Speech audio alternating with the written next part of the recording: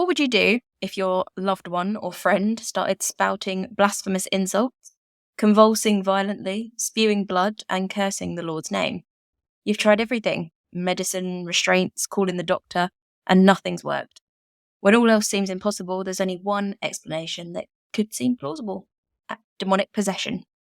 Join us this week as we talk about some of these cases and the real people and seemingly real demons involved.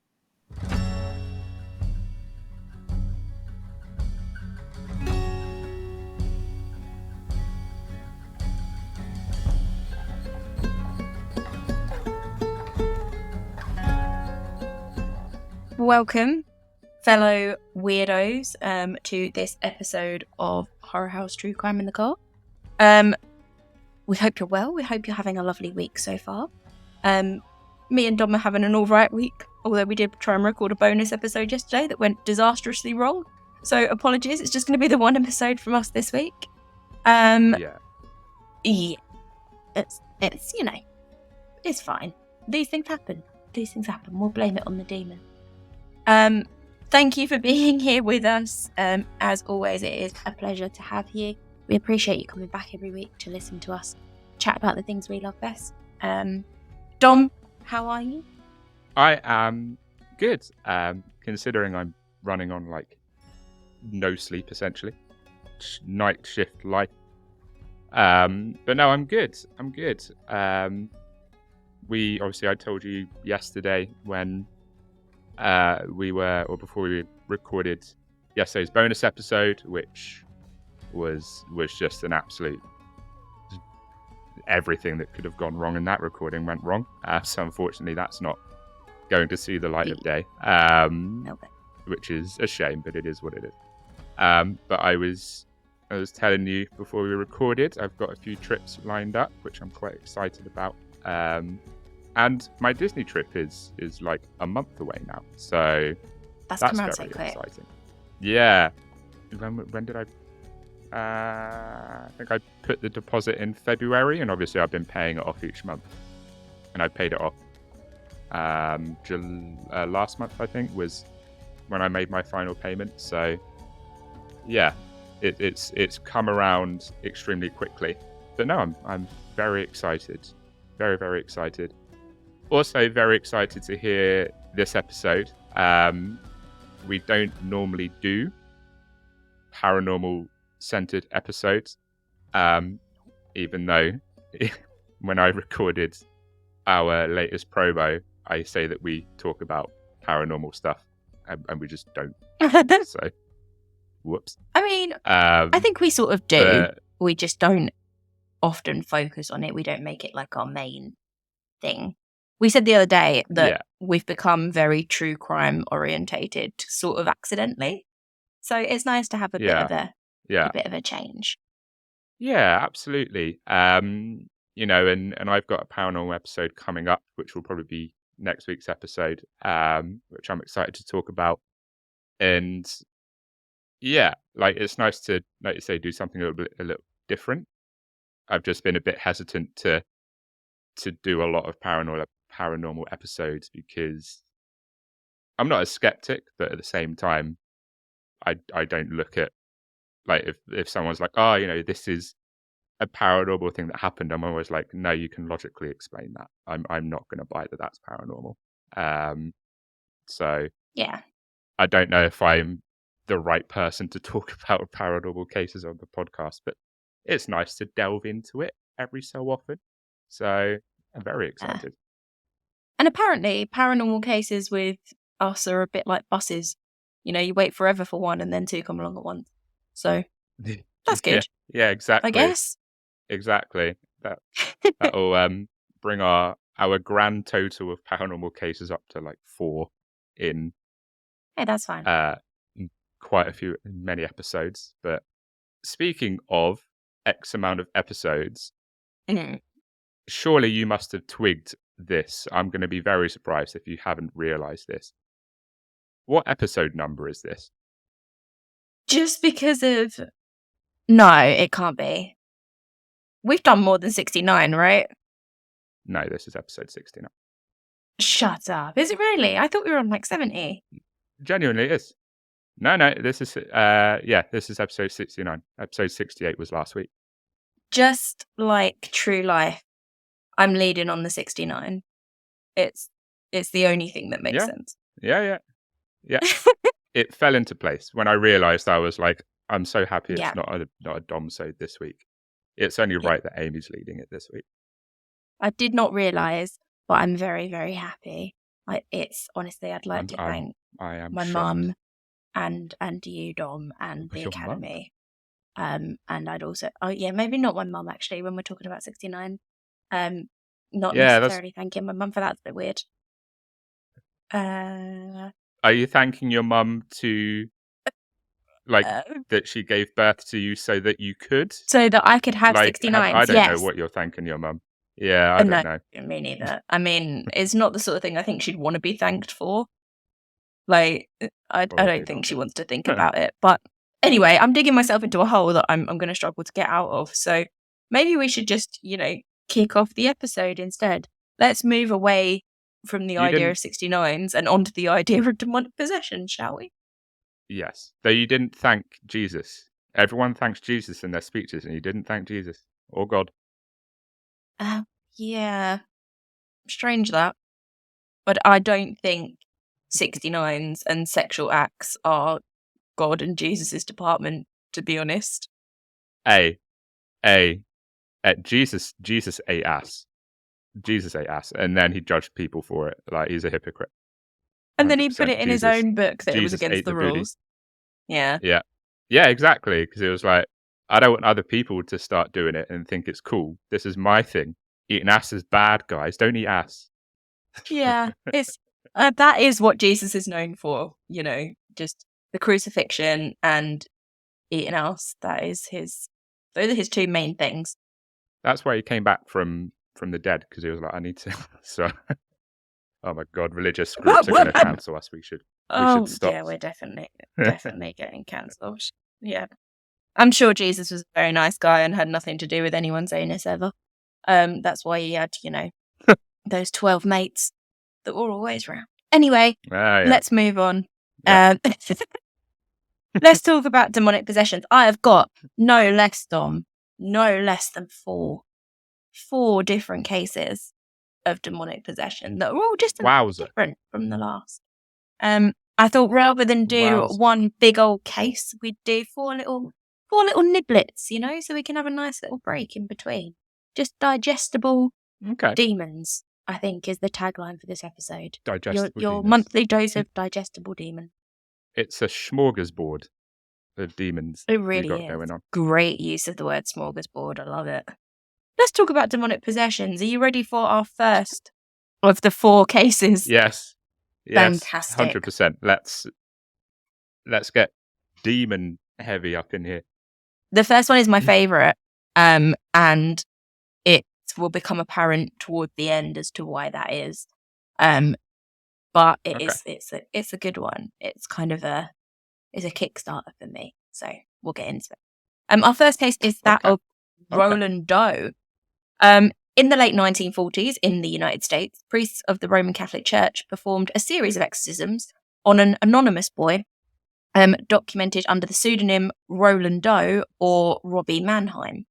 The 14-year-old boy was the alleged victim of demonic possession, and the events were recorded by an attending priest, Raymond J. Bishops. In December 2021, The Guardian reported that the true identity of Roland Doe / Robbie Mannheim, whatever you wanted to call him at the time, was Ronald Edwin Hunkeler.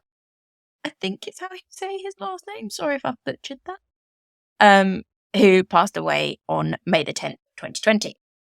So we know who he was since, but we didn't know who he was at the time. Yeah. Roland was born into a German Lutheran family and was an only child. He relied on the adults of his household as playmates, and was primarily close to his Aunt Harriet, who was a spiritualist. And when asked, she taught Roland how to use a Ouija board. Hello, welcome to Cliché of Demonic Possession number 1. Why would you teach? Don't mess with Ouija boards. Why would you teach them how to use one? Classic Fallen in Reverse song, but also you got to bear in mind that the Ouija board was never actually meant to be some sort of demonic tool. It was never meant to be anything dangerous. In That is Victorian times, I believe it came out in that is true. sort of 18 something from memory. It was just meant to be like a toy, a kid's game. It was just meant to be, a bit of fun, contact inside, ha ha. And then it obviously became a lot worse and a lot, connected to possessions and contact and bad stuff. So now it's got a bit of bad rep. But nonetheless, Aunt Harriet, good old Aunt Harriet, taught Roland how to use the Ouija board. Supposedly, Aunt Harriet's death was when the family first started experiencing strange noises, furniture moving of its own accord, and ordinary objects such as vases or cutlery flying or levitating when the boy was nearby. The family turned to their Lutheran pastor, whose name was, again, one that I'm going to absolutely butcher, but his name was Luther Miles Schultz, I think. They turned to him for help. I did it right. Was it okay? I think it was okay. Yeah, that sounded fine to me. I was expecting you to whip out some mad German surname that's incomprehensible, but I think it's because of the spelling. Pretty... Maybe the spelling is like maybe Schulze, which I think is Schultz, right? I would say that's Schultz. Yeah, that's how I would look at that. Is Schultz. Yeah, any Germans listening? Well, we're going with it. Can you say if we're correct or not? Help us with our German. If you're listening, please, Germans, please say that. Mein Camp. Mein Deutsch. Mein Camp. Oh my God! Right. Well, we've just lost our. Hang on. All it means is my struggle. It's my struggle with pronouncing German names. Please do That's come back, Camp, Germans. So, I'm going to Cologne in November. Please come listen to our podcast. Oh God. Okay. This is going really well. I've been talking about thanking my mum for a 69, and now I'm insulting Germans. Brilliant. We're also not endorsed by Mein Kampf either. Just to clear up any confusion. Yeah. No, that. Yeah. Anyway, they turned to Schultz for help. He was very interested in parapsychology, so Schultz arranged for the boy to spend a night in his home in order to observe him. When another parapsychologist, Joseph Banks Ryan, learned that Schultz claimed he witnessed household objects and furniture seemingly moving by themselves, Ryan wondered if Schultz, quote, unconsciously exaggerated some of the facts, obviously because he was so keen to believe in parapsychology and to believe that this kid was possessed. He did wonder if he maybe, made it up a little just to get a bit of clout. Demonic clout. Yeah. I mean, I get it. I get it. I would probably be a bit... Cool. Like, there would be a healthy skepticism. Yeah. Yeah, I think that's fair. But obviously, neither of them could absolutely rule out possession. So Schultz advised the boy's parents to, quote, see a Catholic priest. That Catholic priest would turn out to be Edward Hughes, who would perform a number of exorcisms on the young boy. During the first of these exorcisms, the boy allegedly slipped out of one of his hand restraints, broke a bed spring from under the mattress, and used it as an impromptu weapon, slashing the priest's arm and resulting in the first exorcism ritual being halted, because he, managed to cut the major vein in the priest's arm and blood was spurting everywhere, so they kind of had to cut that one short, unsurprisingly. Man, is that... Yeah, pretty... slipping an arm restraint and ripping a bed spring out for a 14-year-old boy. Look, I've had enough. I've had enough. Ripping wasn't in the mood for an exorcism today. Thank you. Yeah. I've got important things to do, and you've just chained me to the bed. Like, I've had enough of this.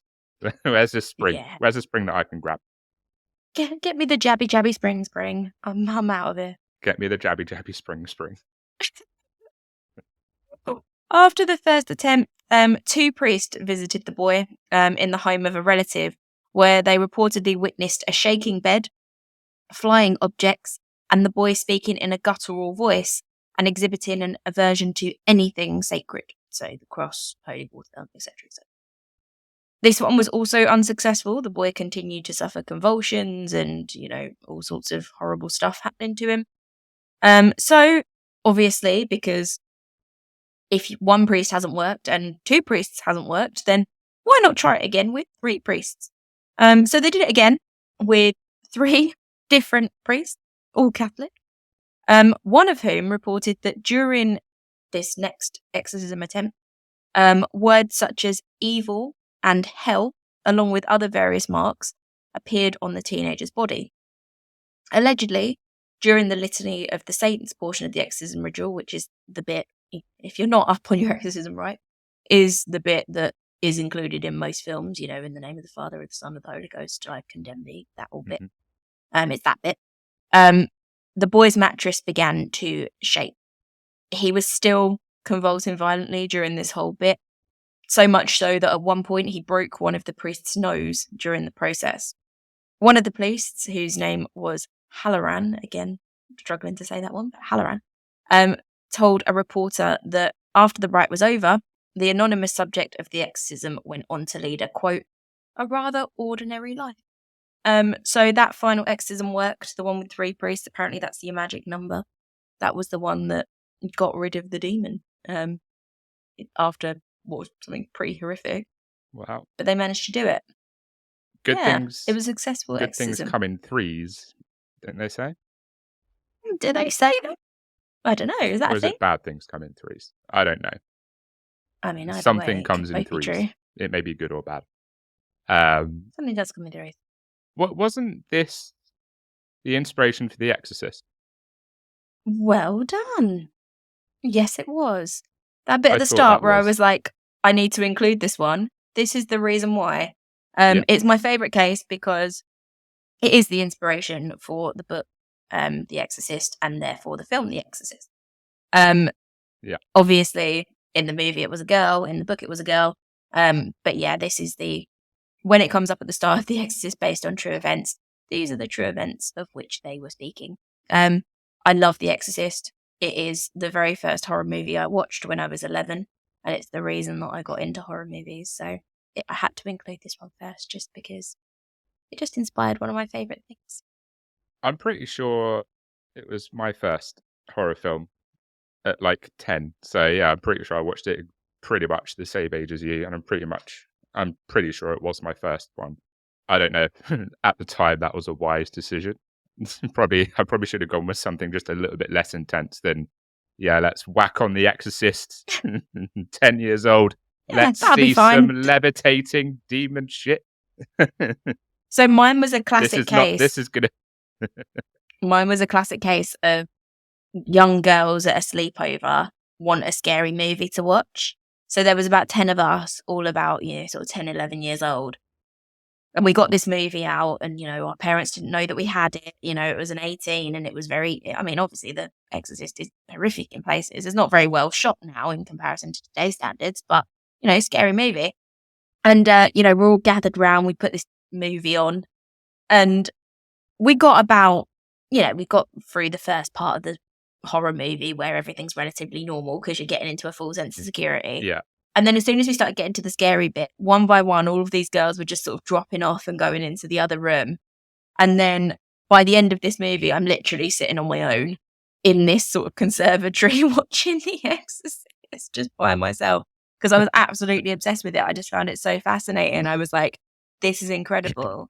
And it wasn't until many, many, many years later that I told my mum about it. And I said, the first time I saw The Exorcist was pretty much on my own at 11 at a friend's sleepover. And she went, that's pretty crazy because the first time I saw The Exorcist, which was when it came out at the cinema, she snuck in as a 13-year-old and watched it on her own. Oh, really? I was like, it's pretty cool. Bloody hell. That's pretty cool that we both managed to watch it by ourselves. That's pretty badass, to be fair. No, that's cool. It definitely does lull you into a full sense of security, though. Because I remember when I watched it, I was bored a little bit at the start because I was like, okay, I was like, this seems really tame, like, and then just out of nowhere it just gets ramped up to like 100, and I was just like, oh my god, Oh yeah, where did yeah. I this can come from? imagine that Ah, when it came out was just so intensely terrifying because there are bits in that movie yeah, that you just think, oh wow, are they allowed to do this? Like, is yeah, this allowed to be on yeah. TV? It's pretty horrific. But great movie. And also The Exorcist Believers, I think it's called. Or Believing. I can't remember. But yeah, that movie Is is that coming out soon. the So that's pretty exciting. is that the is that a remake, or is that like a? It's not a sequel, is it? Is it a remake or a reimagining or No, whatever? I don't think it's any of those, to be honest. I think it's connected because it has some of the characters from The Exorcist in it. But I don't think it's a remake Oh, because okay. there's two girls in this one as opposed to, just Reagan in the first one. There's two Oh, girls and they're sort of connected. Whether it's by the same demon, I don't know. Obviously the film's out, I haven't seen it. But yeah, yeah. it seems slightly different. But the trailer, I definitely recommend watching the trailer. It looks Okay. yes, I am a little I bit biased, but it looks amazing. I haven't watched the trailer. I need to give it a shout. I need to give it a look. It's being done by Blumhouse, isn't it? Is it Yes. Blumhouse? Bloomhouse, however that's pronounced. Yeah, Blumhouse. Which gives me Yeah. some As hope is the Five Nights at because Freddy movie, which is a bit weird. oh yeah, I remember. Yeah, I remember seeing they announced the Five Nights at Freddy's movie. I never played the Yeah. game, so I don't know how legit terrifying it is. I can imagine they can make the It movie pretty scary. It's jump scares. I mean, what's actually happening isn't that Oh, is it? scary, but there's a lot of jump scares in Five Nights at Freddy's, and I think that's probably why Mm. they thought it would make a good movie, which it may well do. The trailer didn't look like terrible. I don't know how we've gotten onto movies from this, but yeah, anyway, this is The Exorcist. And that was that case was the inspiration for The Exorcist. Our next case, our second case, is completely different and about okay, I'm not great at maths, I'll be honest. I'm not incredible at it. But I'm gonna go for about 400 years prior to the Roland Doe case. I think. Okay, bloody hell. Don't quote me on it. Maths is But hard. that case is that of Nicole Aubrey. Nicole Aubrey, or Aubrey, however you pronounce it, was a young married French woman, 15 or 16 years of age, who was publicly exorcised in 1566 in the French city of Lyon. When I first read this, I was like, holy shit, she's 15 and married. But then I think at that time, that was just normal. Yeah, I mean, what the life expectancy was probably like 30.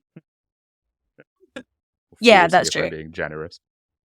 This is very Like, true. to be fair, getting married at 15 is probably he's probably in the prime of his life by that point. Yeah, maybe. And they're probably on the shelf if you've gone past 17. So that's fair. Yeah, exactly. The town of Lyon was being ravaged at this time by a religious war between the Catholics and the Huguenots, and Aubrey would become a pawn in the battle, with both sides claiming very different things about her exorcism. In November 1565, Aubrey became very, very sick. She was unable to eat, and she claimed to be possessed by an evil spirit that she thought was the ghost of her deceased grandfather. Her family obtained the services of a Dominican priest, whose name is Pierre de la Motte, who attempted to exorcise the young woman. He did a pretty good job, to be honest. He rid her of a number of demons. Apparently, she was possessed by a lot more than one. But the main one that she was possessed by, the chief demon, who identified himself to Delamont as Beelzebub, the prince of the Huguenots, refused to leave Aubrey, and he said he would only leave if he could speak to, well, none other than the Bishop of Lyon, the highest religious figure in the town. He was pretty demanding, Right. this chief demon. He wanted only the best. Yeah. Not some church guy. No, he wants to go right to the top. He's like, I want the big boss. Otherwise, I'm not interested. Just give me the big boss, or you got nothing. Yeah. You need to acknowledge my superiority over these other shitty demons that you've already cast out. I want someone with a big pointy hat. Yeah. Well, Beelzebub, if that's who he was, got his wish. On the 4th of January, 1566. Oh, this is another name I'm going to absolutely butcher. But Bishop Jean de Bourse arrived, but was unable to exorcise the demon. He couldn't get rid of him either. He did, however, have another go at it on the 29th of January.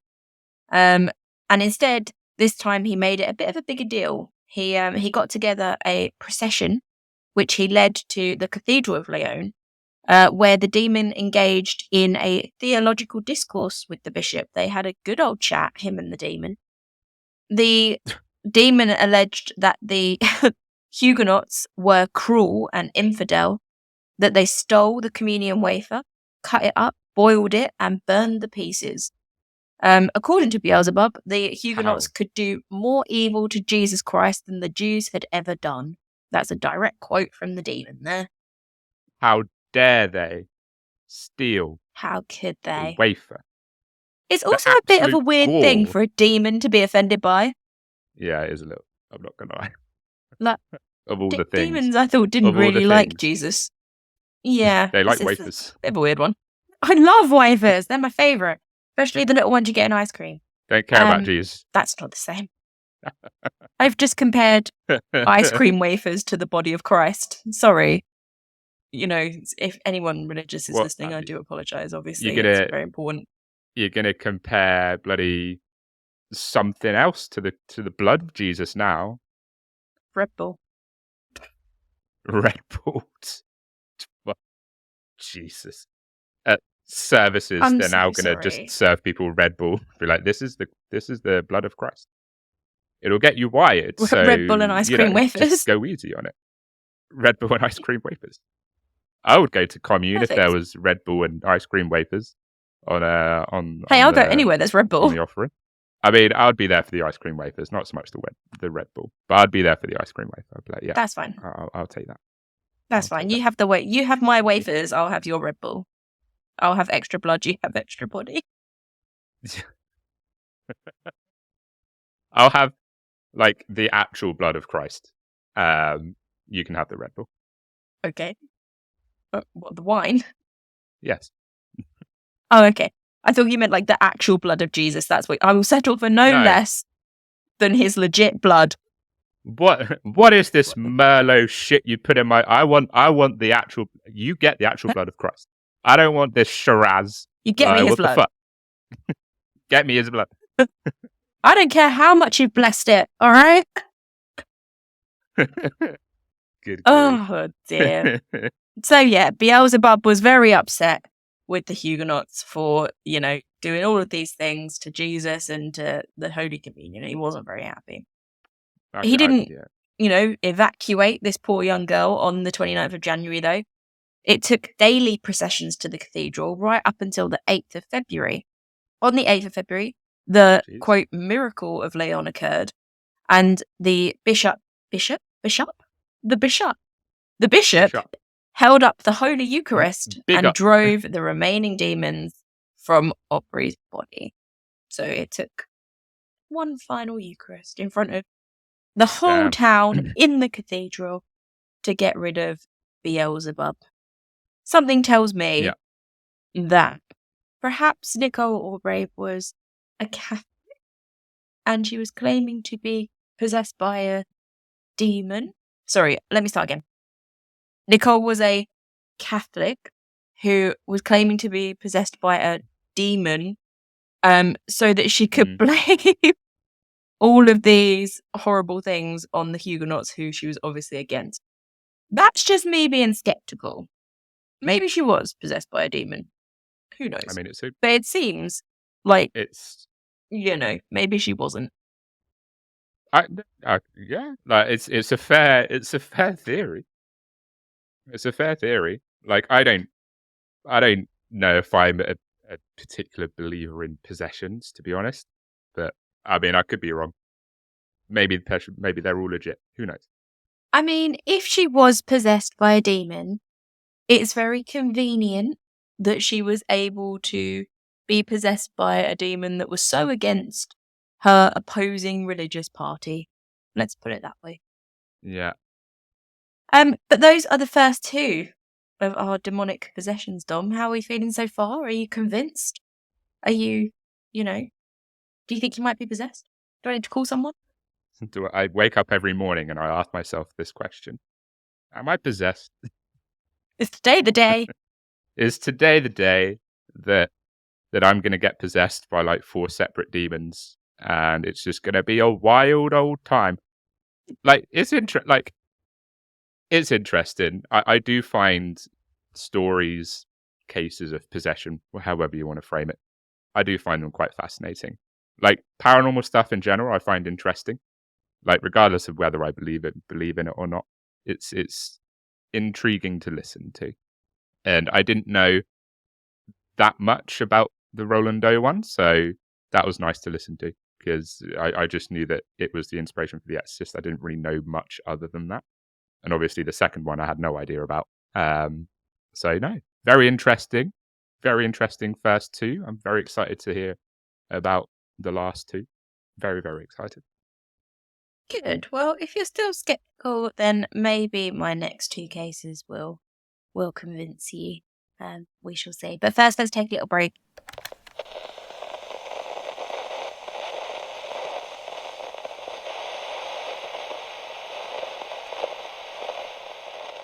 Welcome back, and thank you for joining us for part 2 of demonic possessions. Dom, how you doing after our little break? I'm aware that you are desperate for a wee and couldn't go, so how are you feeling?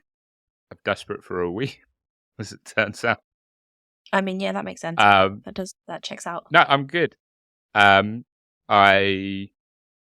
got a drink instead. I don't know how wise that is, considering I need to empty what's in my bladder, Like and now I'm adding more what you want to do. my bladder. But it's fine. I need the sugar. It's a bottle of Mountain Dew, and it's got like 40% sugar in it, and I kind of need it. Otherwise, I'm probably not going to last. So I might get on this might be like you before this might be like you when you cram 2 Red Bulls before recording. I might be wired on this second part. That's fine. We can handle that. Yeah, I mean, you have to deal with me being like that all the time, so that's only fair that I should, repay the favour. That's true. That's true. Oh, thanks. Cool, yeah. Wouldn't have you when? Sweet. I wouldn't have you any other way, Ames. Wouldn't have you any other way. Yeah, all right, whatever. Cool. Well, while you get high off sugar, I'll talk more about demonic possessions, and hopefully that will take your mind off the absolute waterfall that's in your bladder right now. Sounds like a plan. Cool. So, our third case of demonic possession is that of Michael Taylor. Now, this one's a little bit different because our first two were very successful exorcisms. Roland Doe, he got rid of his demons. He lived happily for another, 60 odd years. Young Nicole Aubrey was cleansed of her demon. She got rid of Beelzebub and went on to live a relatively normal life, although, albeit 1565, it might only have been until 30. This one does not have such a happy ending. So let's dive in and see what Michael Taylor had to go through. Oh dear. Yeah. Taylor lived in Ossett in West Yorkshire, working as a butcher in the UK. In 1974, Taylor's wife Christine stated to a Christian fellowship group, to which Taylor belonged, that his relationship with the lay leader of the group, Marie Robinson, was, quote, carnal in nature. That's a very polite way of saying they were getting it on. Okay. That makes sense. Taylor admitted that he felt evil within him and eventually attacked Robinson verbally, who screamed back at him. So it was quite a fraught affair, but he was very, on edge about it. During the next meeting of the group, Michael Taylor received an absolution, but nevertheless, his behaviour continued to become more erratic. As a result, the local vicar called in other ministers experienced in deliverance in preparation to cast out the demons residing within the man. Because obviously you can't just love a bit of naughty sex, you have to be possessed by demons for that to be what you want, clearly. He's got the demon in him. I mean, I think it's always a bad thing to have the demon in you, but what do I know? Well, if you think they're possessed, it's not a good thing. Well, no, this is very true. The exorcism, which occurred between the 5th and 6th of October in 1974 at St. Thomas Church in Gorba, was headed by Father Peter Vincent, the Anglican priest of St. Thomas's, and was aided by a Methodist clergyman, the Reverend Raymond Smith. According to Bill Ellis, an authority on folklore and the occult in contemporary culture, the exorcists believed they had, quote, in an all-night ceremony, invoked and cast out at least 40 demons, including those of incest, bestiality, blasphemy, and lewdness. At the end, exhausted, they allowed Taylor to go home, although they felt that at least 3 demons, those demons being insanity, murder, and violence, were still left in him. Right. I mean, if you're casting out demons, I reckon leave lewdness in.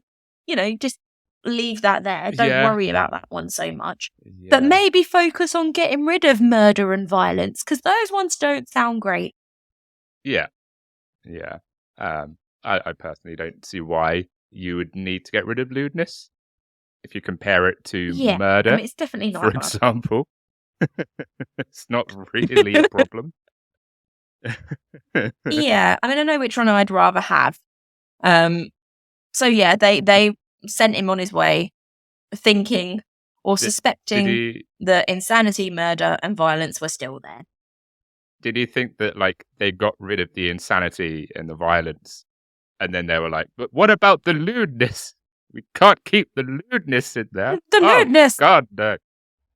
The lewdness. That would be the worst possible thing. Although I am glad they got rid of incest and bestiality, because those two things, you're not ideal. Yeah. No. Don't keep it in the family, and don't go shagging animals, because those two things aren't good. They're problematic. It's not okay. But they did make sure, obviously, to get out blasphemy, because you can't take the Lord's name in vain. You just can't. That's easily up there with murder. No. Yeah, if that to say, taking the Lord's name is equally as bad as, having sex with a cow or deciding to kill someone, obviously. Yeah, exactly. But obviously their suspicions of these 3 demons that had been left inside Taylor were 100% correct. That night when Taylor got home, he brutally murdered his wife, Christine. He attacked her with his bare hands, tearing out her eyes and tongue and almost tearing her face off. Holy fuck. Before deciding that he would also strangle their poodle. Jesus. He was found by policemen naked in the street and covered in blood. What did the dog do? Why has the dog got to die as well? God's sake. I mean, maybe that's something to do with the fact that, the bestiality was gone. It was like, well, don't want to fuck you anymore, so... He was like, I can't shag my poodle, so I'm just going to go fucking strangle it instead. So I'll kill it instead. Yeah. I mean, I don't know. Maybe the poodle was just looking at him funny. At this point, the guy is, certifiably off his rocker. When you've almost torn your wife's face off with your bare hands, I don't think a poodle is going to be that high on your priorities list anyway, so... Yeah. No. If he really wanted to fuck the dog, you could have just fucked a different dog. You didn't have to kill that dog. Yeah, exactly. I mean, don't fuck dogs. But, you could have done something that wasn't. Yeah, don't like. I do wonder if the people at the church, they like, they were giving themselves a pat on the back after the exorcism. And they were like, hey guys, come on. We have cast out a lot of demons, at least 40. We've done really well. Yes, we left a few in. And yes, some might consider them quite major. But let's be honest, he's been all right up until now. And, he might just go home and have a nice lay down and be fine. And then the next day, when old Taylor's found in the street covered in blood and his wife's dead with no face, they've just gone, well, shit.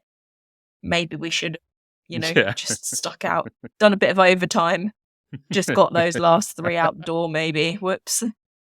Really screwed the pooch on that one. My bad. Pardon the pun.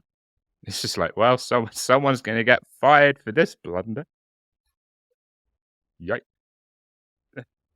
Yeah, this is someone's getting a strike one. This ain't going to fly. So someone's getting a verbal warning. Don't do that again.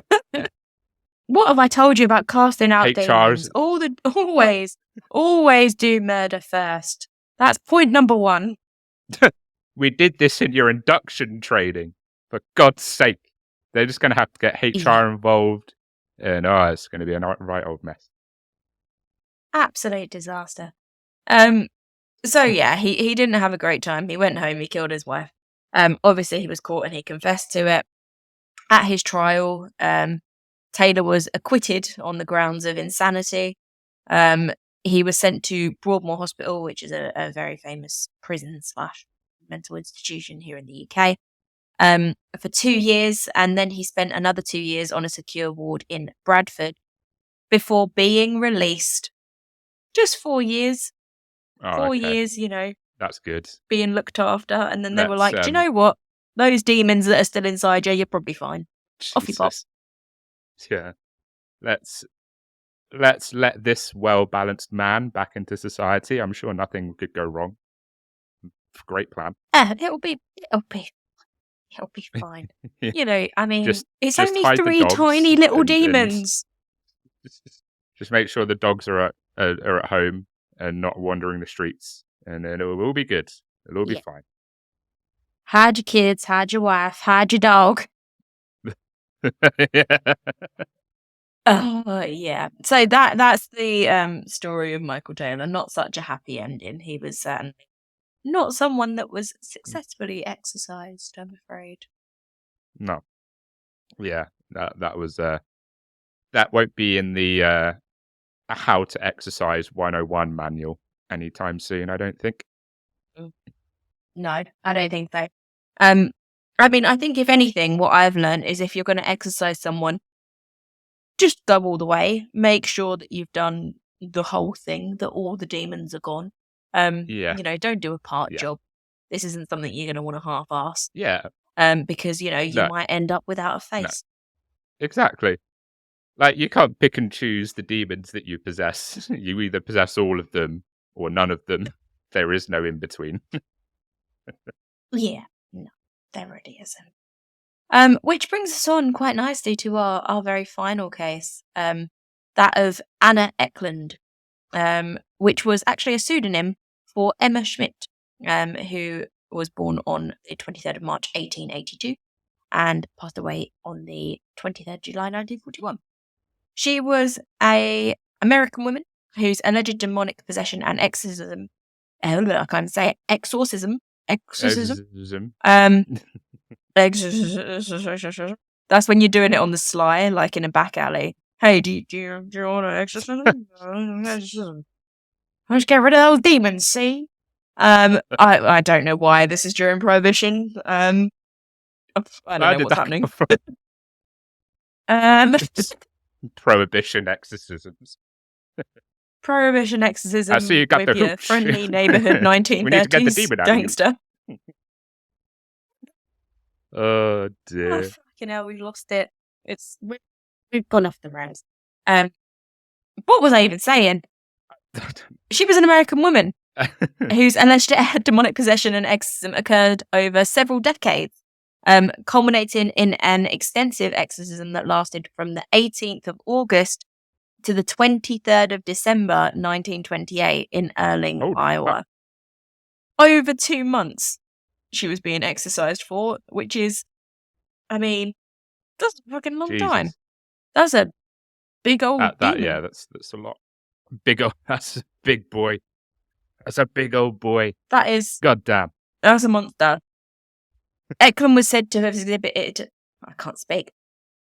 Eklund was said to have exhibited symptoms akin to possession beginning at age 14 and was 46 years old during her final exorcism by Father Theophilus Reisinger, who was a Roman Catholic priest. Yeah, we'll go with that. That sounds right. I can't do the maths. Well done. 14 away from 46. 22 years? 32 years. 32 years 32 she was possessed. years. That's a long time to be possessed. It's a long time to have the demons in you. I'm not going to lie. The extra sack, the demons. Yeah, it's definitely not ideal. She reportedly began exhibiting signs of possession during her adolescence, demonstrating revulsion of holy objects, disturbed thoughts, and an inability to enter churches. That sounds a lot like me, if I'm being honest, but we'll just skim past that. Eklund also began to take part in unspeakable sexual acts. I mean, it's still not sounding like me, you know what I mean? Are you sure this isn't your case? Yeah, it's actually just confession time. I'm possessed. Oh dear. I'm not possessed. I'm not possessed. Please don't exercise me for a month. No, I'm okay. I mean, you're 4 out of 4 according to this list. I'm down with my demons. It's fine. I'm okay with it. If you don't want rid of them, then what's the point? According to an account published in 1935, the believed source of Eklund's possession was her Aunt Mina, a reputed local witch who placed spells on herbs for food she prepared. Mina was purportedly also the lover of Eklund's father, so he was her aunt, she was her aunt, but having an affair with her father, and potentially a witch. So maybe that was why she was possessed. It's an interesting On family. June the 18th, 1912, Eklund underwent an exorcism by Father Theophilus Reisinger. I don't know why I've made myself say that name so many times, but there we go. Who was a Capuchin priest originally from Bavaria in Germany. Reisinger had been a monk at the community of St. Anthony's in Marathon, Wisconsin. Little was documented concerning this initial exorcism. However, Eklund was not consulted for over 2 decades after 1912. So she had her first exorcism and then no one went back to her. No one helped her or tried to help her again for over 2 decades, over 20 years. So she was possessed for 32 years, but that was mostly because no one tried again after the first time. No one followed up. No, I mean, she just didn't go in for a checkup after the first one. Yeah. Bloody hell. That's great exorcism work, team. Good stuff. Good stuff. It's like when the doctor's like, hey, take 2 of these and call me in the morning. And then you just don't call in the morning. How are you supposed to know if the demons are gone? Yeah, exactly. Like the priests are probably like, it's been a.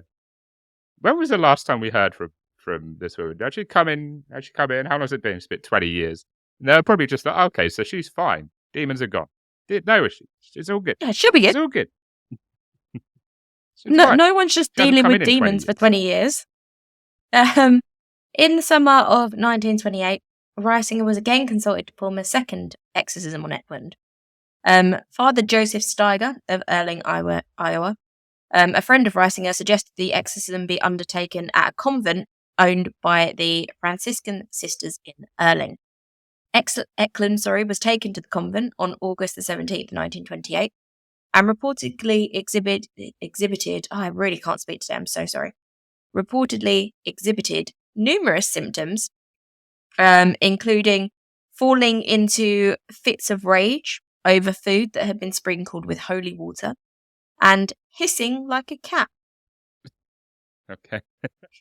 I mean, I think if someone like poured water all over my food, I don't think I'd be particularly pleased either. I mean, it's only sprinkled, and it is holy water. So, I mean, I don't. I don't. If it's the blood of Christ, and by that I mean wine, not his actual blood, I would be wine. all right.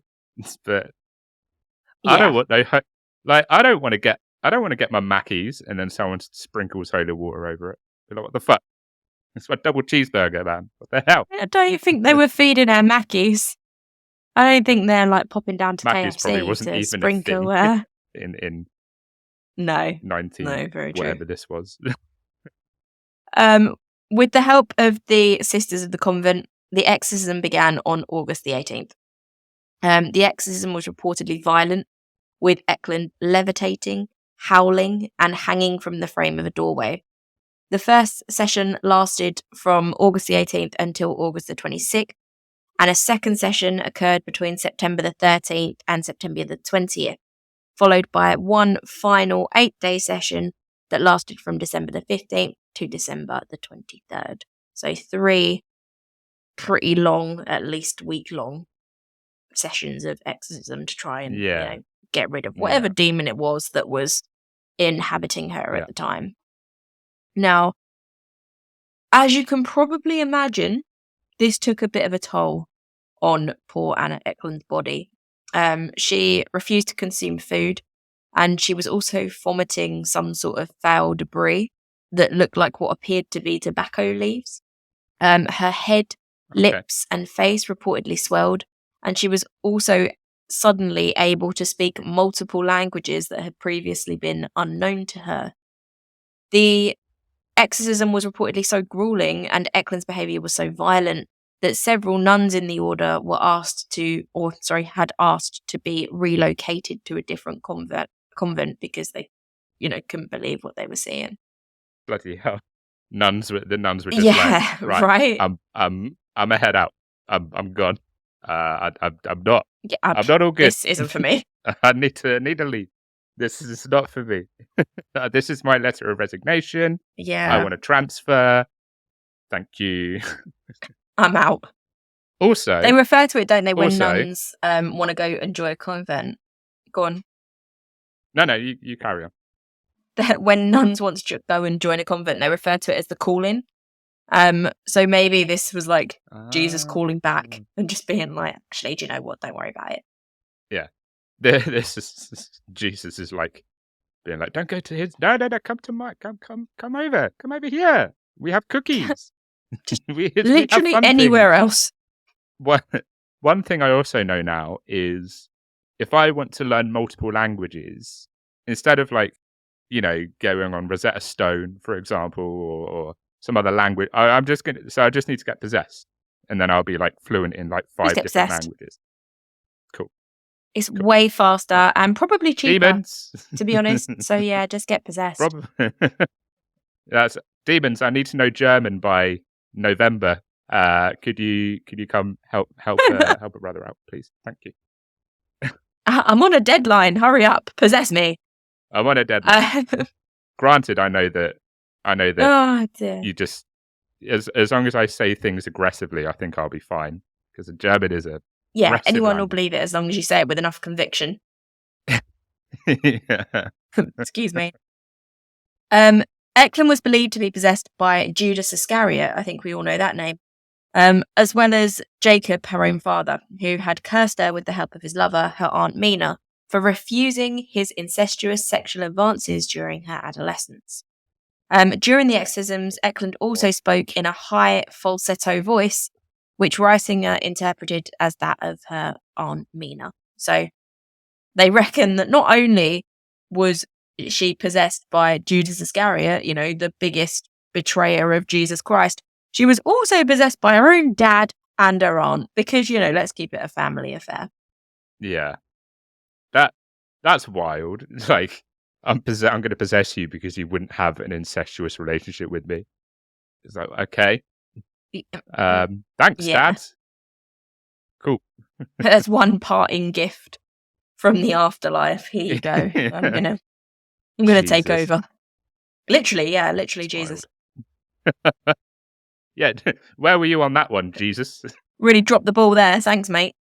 On December 23rd, the final day of the exorcism, Father Reisinger commanded the demons in the name of the Father, the Son, and the Holy Spirit, through the intercession of the Blessed Virgin Mary, to depart to hell. Eklund collapsed on her bed and began to shriek, Beelzebub, Judas, Jacob, Mina, followed by hell, hell, hell. At that point, she opened her eyes and then spoke in her own voice and said, quote, My Jesus, mercy, praised be Jesus Christ.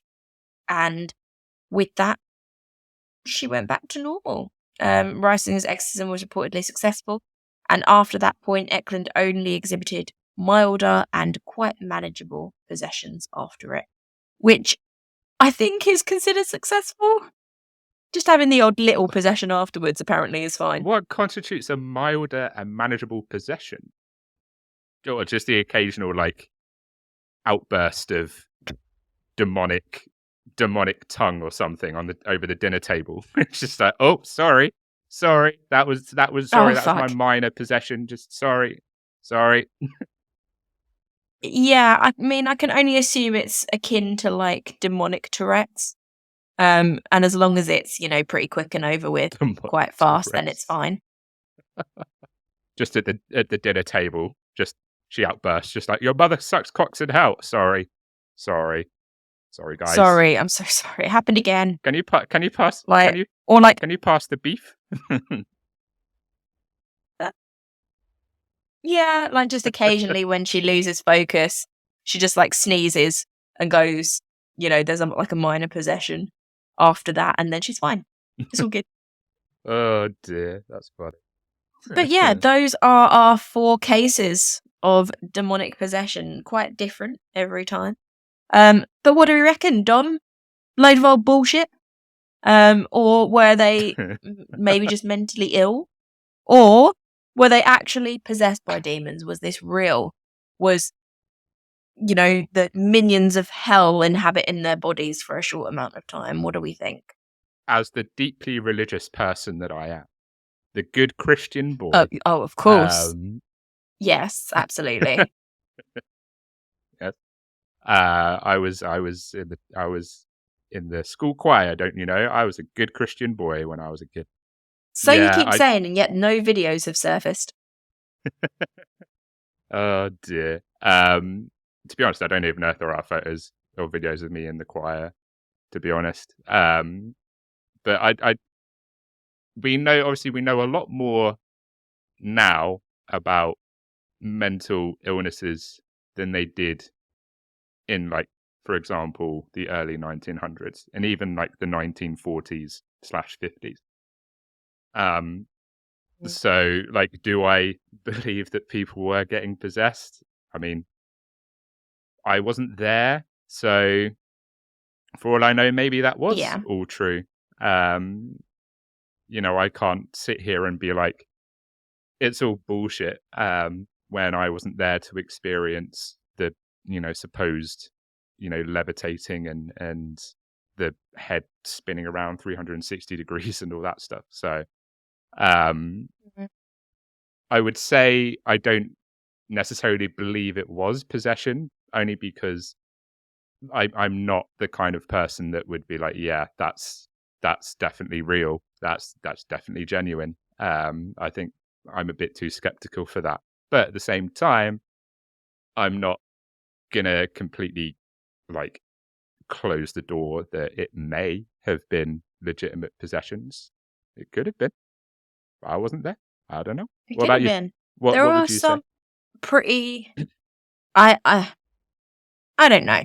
I think each of these cases you could come to different conclusions. Like, for example, with Roland Doe, that could easily be down to mental illness, and if the reason that I, sort of partly chose these 4 cases, because I do think you've got different explanations for each one. So with Roland Doe, I think it's more than likely that there was a lot of hype around what was happening to him. You know, you've got two people that are heavily Yeah. involved, that are looking at his case, that are very, very into, you know, parapsychology, and they want to believe that this is a demonic possession. So they're, you know, air quotes, seeing things that lead them to that conclusion, you know, a hell appearing on his body, that sort Yeah. of thing.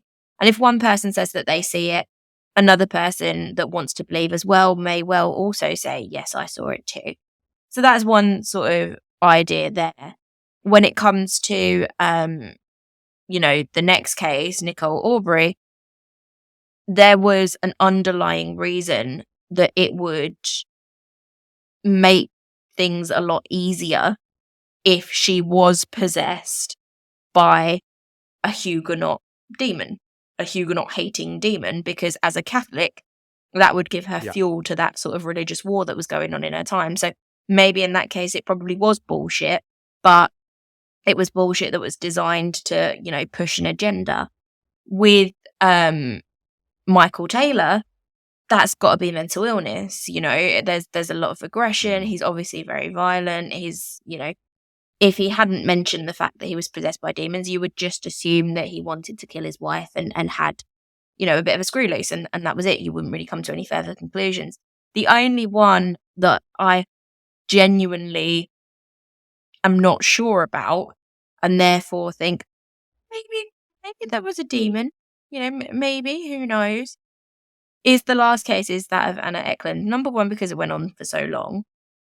And number two, Yeah. there's one thing when I was reading it that really stuck with me that I just couldn't explain. And that was that she was able to speak multiple languages that Yeah. she hadn't known before. And so suddenly, like, it wasn't, you know, she didn't have access to materials to be able to learn them.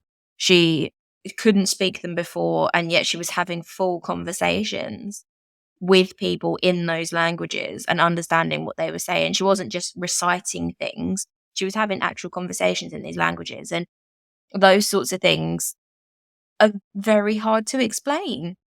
You know, other stuff like not being able to consume food, you know, you can refuse food.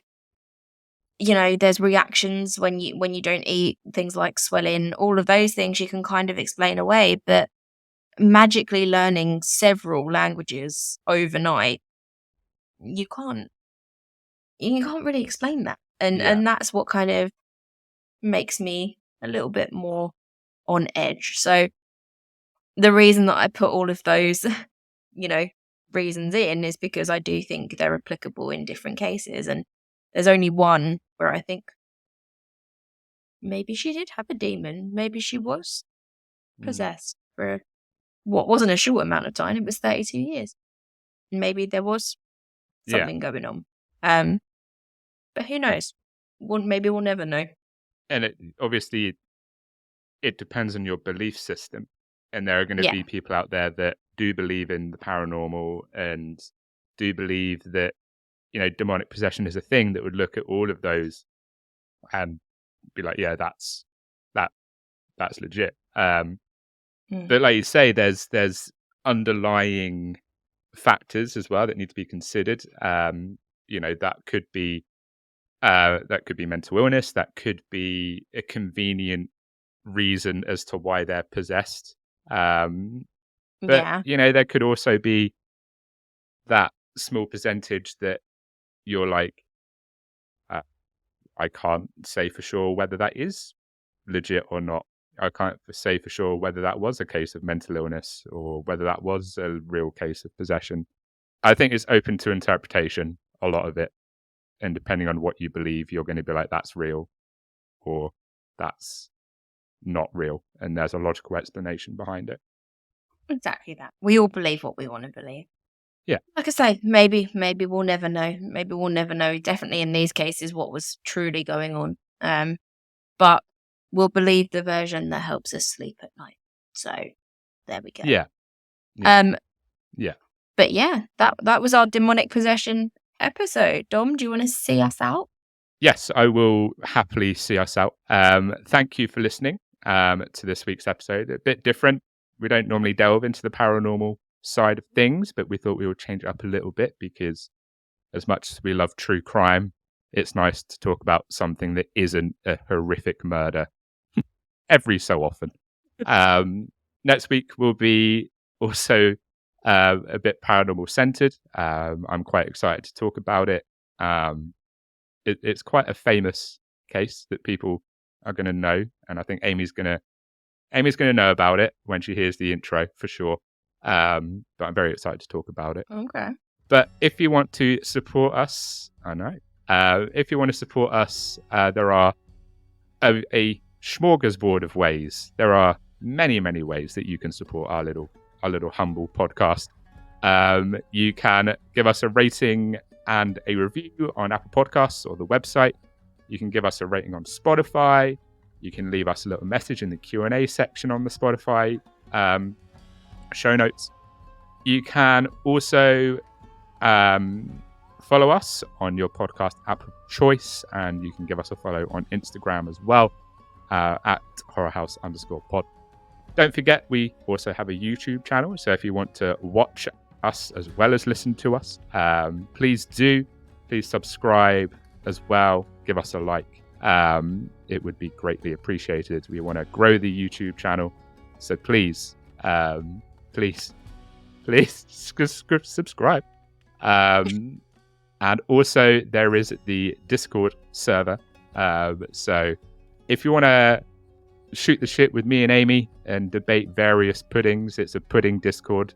I don't know how this has happened, but it's a dessert Discord now. Me neither. I'm fine with it. It's just the way it is. But yeah, we would love to have you on the Discord. So hop on there and come have some fun. We're probably going to do some like live streams and stuff eventually, so you can see us in our natural environments, not recording, see us raw, unedited. That sounds way more. I'm going to move on. Wild. Woo! Spring break. If you want to support us financially, there is the merch store, and there's also the Buy Me a Coffee link. We are still, and we will forever be struggling content creators. So if you can throw us some coffees, it would be greatly appreciated. But all that's left to say from me, you lovely fucking people, is until next time, like genuinely stay spooky, because this has been a spooky episode. So you stay spooky. Stay possessed. Woo!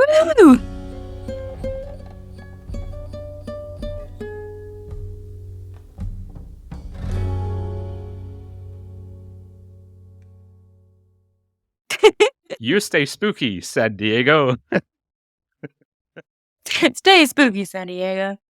Oh, dear. Yeah, I'm a bit worried that I am possessed after all that.